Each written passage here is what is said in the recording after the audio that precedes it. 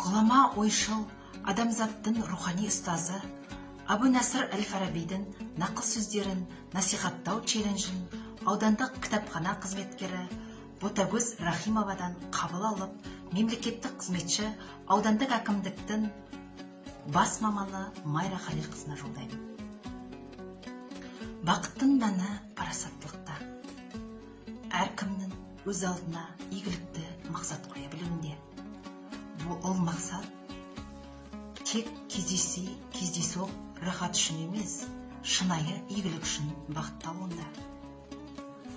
Адамның өз мінез құлқын, іс әрекетін ерікті түрде өзгертіп, ізгілікке бағыттап отыруында, деп Әл-Фараби халыққа бақытқа жетудің жолдарын айтады.